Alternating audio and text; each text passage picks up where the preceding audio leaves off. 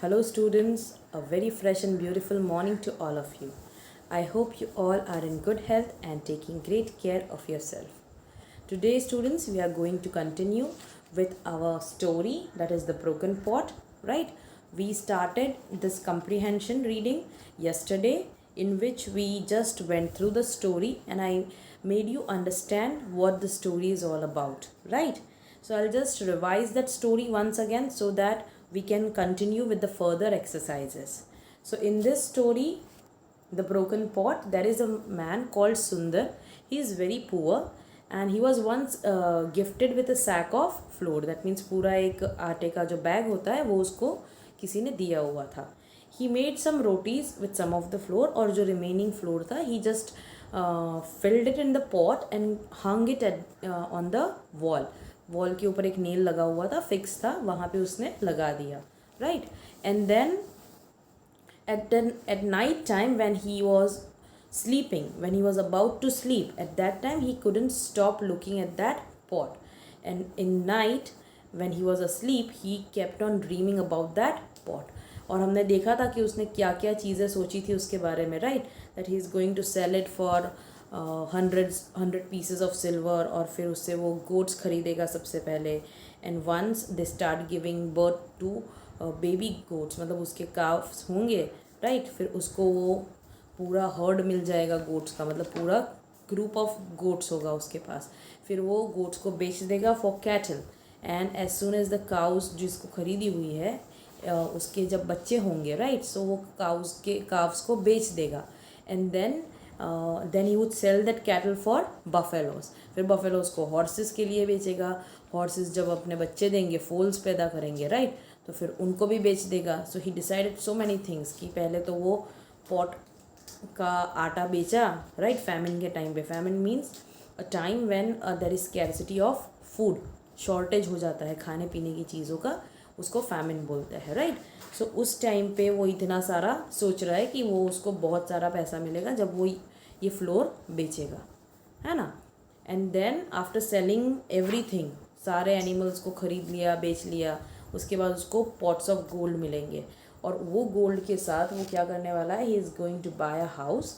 He would get married then afterwards. After buying a house he would get married. फिर उसका एक बेटा होगा, उसने उसका नाम भी सोच लिया है, सोमा सरमन, है ना. एंड फिर उसने डिसाइड किया कि वो जब इतना बड़ा हो जाएगा कि he is able to sit on his knee, right, at that time when he might be sitting, when he might be coming towards him, वो जब डॉग के पास आएगा तब उसको मतलब शायद उसका पैर लग जाता होगा लड़के का. सो जो सुंदर है, he might be shouting कि see what Soma Sarman is doing, and she might be very busy to hear him. So वो क्या करेगा, वो खुद खड़ा होने जाएगा, और वो खड़े होने के चक्कर में वो क्या क्या करता है कि डॉग के ऊपर पैर रख देता है. And when he was dreaming all those things he tried to move his foot, अपना पैर उठा के खिसकाने लगा वो. तो जैसे ही उसने अपना पैर उठाया, नींद में ही था वो, लेकिन जैसे ही पैर उठाया, the pot fell down from that nail and he was totally covered in white floor, right. वो जो आटा था वो पूरा उसके ऊपर ही गिर गया और उसके सपने भी सारे वॉश हो गए, right. Okay, so this is the story. और जैसे मैंने आपको समझाया था बच्चों कि जब भी हम कंप्रीहेंशन अटेम्प्ट करते हैं, right, whenever we are attempting the comprehension in the exam also, as I told you need to read the story twice और थ्राइस. 2-3 बार वो पैसेज को पढ़ना है. इतना बड़ा पैसेज नहीं आएगा आपको एग्ज़ाम में, सबसे पहली बात. ओके, छोटा ही पैसेज होगा most probably. There are 2 paragraph, ठीक है. So you need to read that. पहले स्पीड में आप रीड कर सकते हो, then go through the questions and then try to locate the answers in that paragraph, ठीक है. और जब आप एक बार ढूंढने का ट्राई करते हो and when you find out some answers और फिर कुछ नहीं मिलते हैं आपको, then you can read again twice that paragraph so that you would be able to find out the meanings. जो कुछ वर्ड्स होते हैं जो डिफ़िकल्ट होते हैं, राइट, तो उसके मीनिंग्स भी आपको पता चलेंगे और आपके जो क्वेश्चंस है उसके आंसर्स भी आपको मिलने लगेंगे, right. So now we have already done tick the correct answer and answer the following question. So we are going to start with third question, that is match the words. So let's see that. So students these are the question answers which are already done और tick the correct answer भी हो गए हैं. So now we are going to match the words with the story, from the story with the meanings. So here students, these are the words which you will see in the story. ठीक है, और उसका क्या मतलब होता है वो यहाँ पे दिया हुआ है, तो हमको उसे मैच करना है. ठीक है.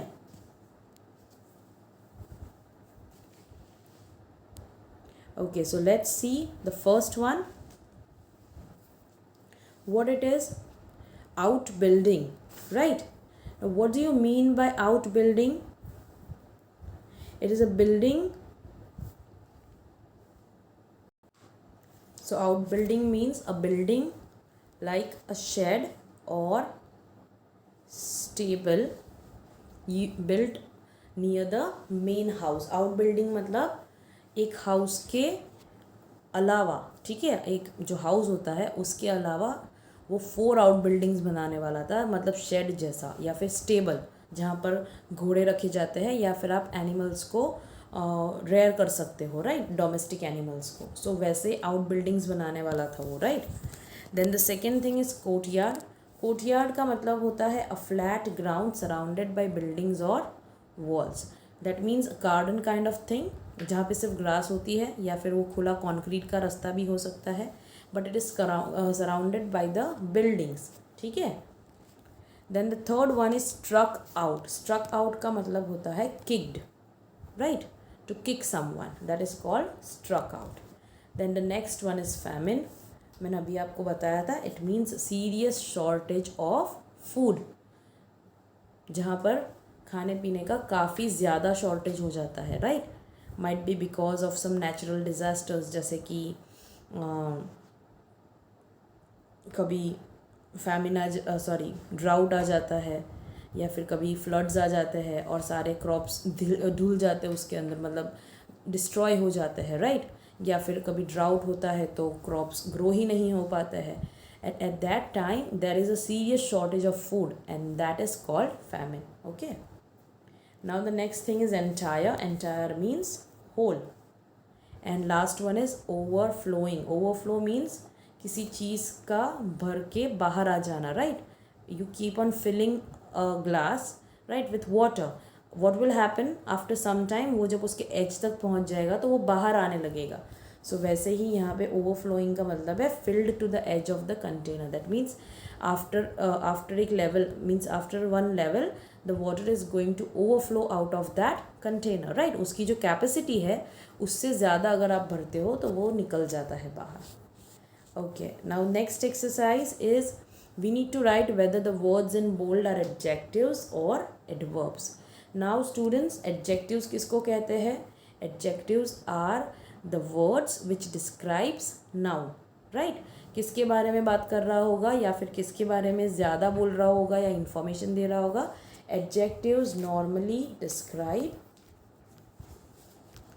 nouns. ठीक है, ये आपको ध्यान रखना है. That's why they are also called describing verbs, है ना. और adverbs क्या होता है? Adverbs modify verbs. It says more about verbs. मतलब सेंटेंस के अंदर जो एक्शन हो रही है, राइट, वो एक्शन कैसे हो रही है या फिर कब हो रही है, when it is taking place, where is it taking place, right, या फिर how is it taking place, वो सारे क्वेश्चन का आंसर आपको मिलेगा. Those are adverbs.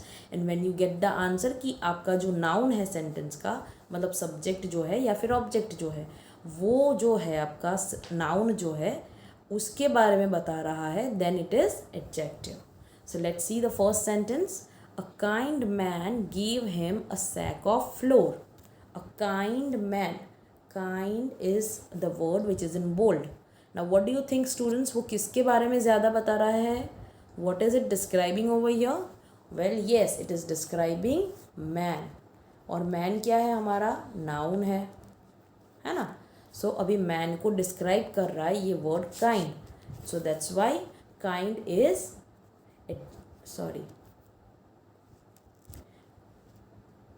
kind is adjective, right? So आपको यहाँ पे लिख देना है adjective. Now second one, I can sell it for 100 pieces of silver. I can sell it for 100 pieces of silver. 100 pieces of silver. Right, मतलब silver coins जो होते हैं वो कितने, 100. So what is it talking about? It is talking about the quantity of the silver, है ना. Silver का जो काउंटिंग है वो कितना है, 100 है. So here it is again an adjective because it is talking more about the pieces of silver, right. So 100 जो है वो आपका वापस एडजेक्टिव होगा. Okay, now let's see third one. I will soon have an entire herd of goats. I will soon. Soon का मतलब क्या होता है, बहुत जल्दी मेरे पास entire herd of goats होगा. herd मैंने आपको बताया था उस दिन. herd का मतलब होता है collective noun, right. A group of goats जो है उसको हर्ड कहा जाता है. और वो क्या कह रहा है कि soon I will have entire herd of goats. So when is he going to have का मतलब है होना, है ना, जो हमारा वर्ब है यहाँ पे. I will soon have an entire herd of goats. So when is he going to have, he is going to have it soon. So यहाँ पर ये जो वर्ड है soon, it is modifying the verb have. ठीक है, ये जो verb है हमारा हैव उसके बारे में ज़्यादा बता रहा है, right. So this is your adverb.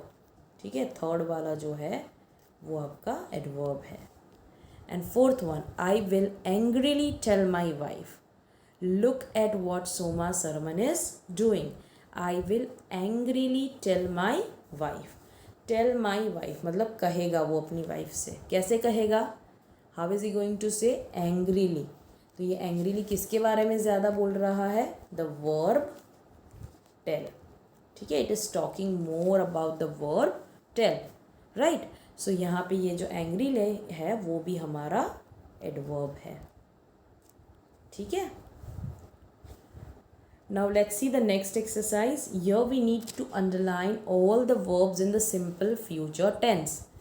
Then rewrite the paragraph by changing them to the simple past tense. So first of all, what we are going to do over here students, सबसे पहले हमको इसके अंदर जितने भी simple future tense वाले verbs हैं उसको अंडरलाइन करना है. अभी फ्यूचर टेंस कैसे रिप्रेजेंट होता है बेटा, आपको पता है. We have to use will और शैल, सॉरी, और उसके साथ जो हमारा वर्ब होगा वो होगा बेस फॉर्म में, राइट. वो कौन से फॉर्म में होगा, बेस फॉर्म में. तो ये है हमारा फ्यूचर टेंस का फॉर्मेशन. तो आपको सेंटेंस में वही ढूंढना है जहाँ पर विल या शैल हो और उसके साथ जो हमारा वर्ब है वो बेस फॉर्म में, मतलब जो हम नॉर्मली प्रेजेंट टेंस में यूज़ करते हैं वही वाला, right. So let's see that.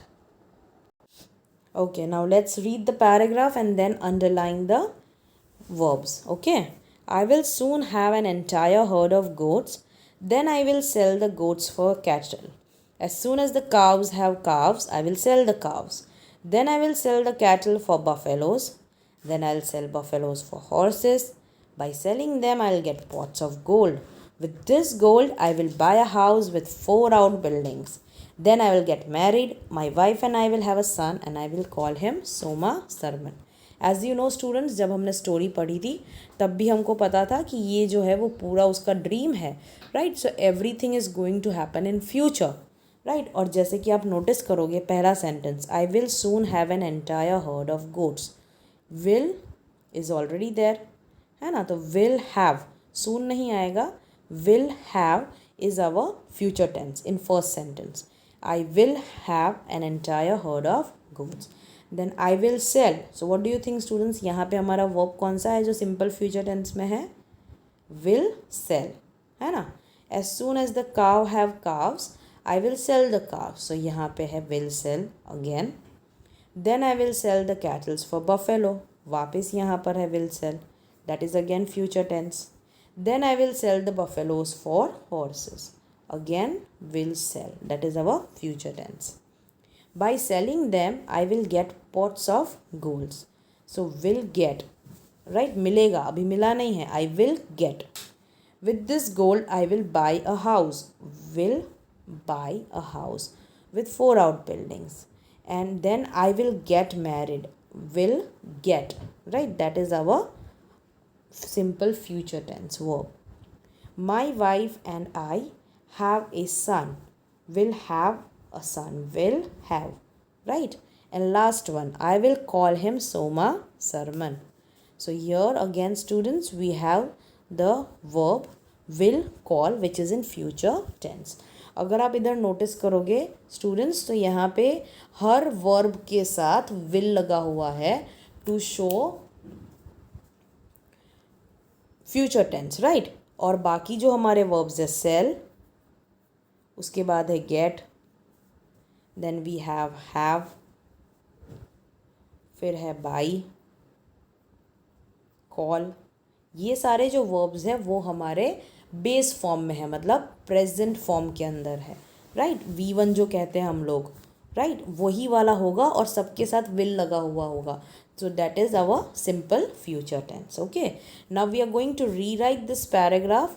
So I would suggest students कि आपको ये जो री राइट करना है और ये जो क्वेश्चन आंसर्स है, राइट, ये दो चीज़ें आपको अपनी नोटबुक में लिखनी है. आपकी इंग्लिश 1 की जो नोटबुक है उसके अंदर ही आप ये दोनों एक्सरसाइजेस लिख सकते हो. आप चैप्टर का हेडिंग डालना, right, the broken pot, and you can write exercise B, answer these questions, right, and you can write down the 5 question answers. और आप ये लिख सकते हो जो पैराग्राफ हमको री राइट करना है वो, ठीक है. So students, here there is a paragraph which has been written in the past tense. ठीक है, सो ये आपको ध्यान देना है. I soon had an entire herd of goats. सो यहाँ पे आप देख सकते हो कि यहाँ पे जो have था, right, I will soon have, right. So ये will have जो है उसको चेंज करके हमने क्या लिखा, had, right. I had an entire herd of goats. Now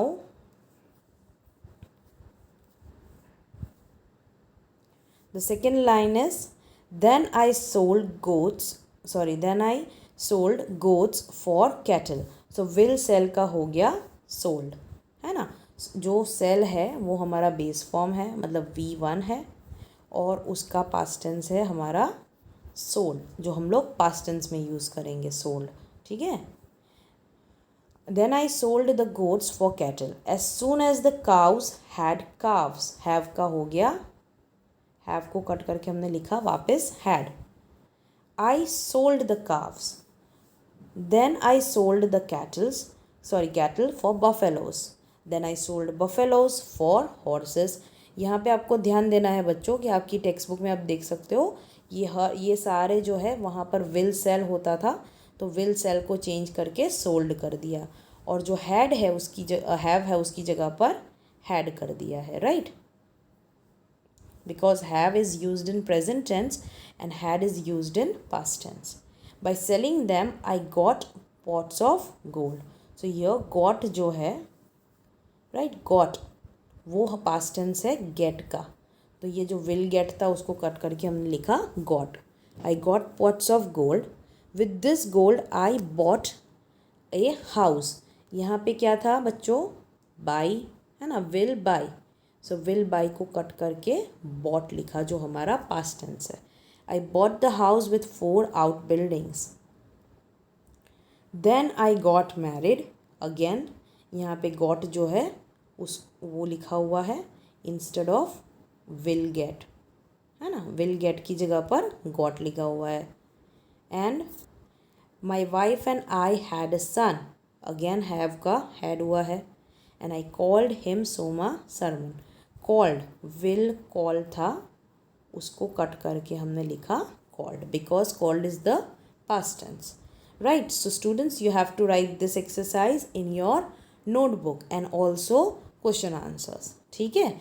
once I send you the PDF, you can complete the exercises, and if you have any doubt, please let me know in the live class. And as I have already sent the message in the group that you are going to have your English test on Thursday, right? That is 29th of April, and it would be conducted in a Google form. और आपको जो topics prepare करने हैं वो कौन से वाले हैं? आपका जो इंग्लिश का कम्युनिकेट का बुक है उसके अंदर से chapter number 1 that is English exam, and आपकी जो ग्रामर की बुक है राइट कॉलिंस की, उसके अंदर से आपको 2 चैप्टर प्रिपेयर करने हैं, chapter number 7 and chapter number 21 that is subject and predicate and kinds of sentences. Okay, so keep yourself prepared for the test. मैं आपको लिंक शेयर करूँगी 12 बजे, ठीक है, थर्सडे को. आप उसके बाद आपके क्लासेस जो भी है ख़त्म करने के बाद वो एग्ज़ाम आप दे सकते हो. Okay students, thank you.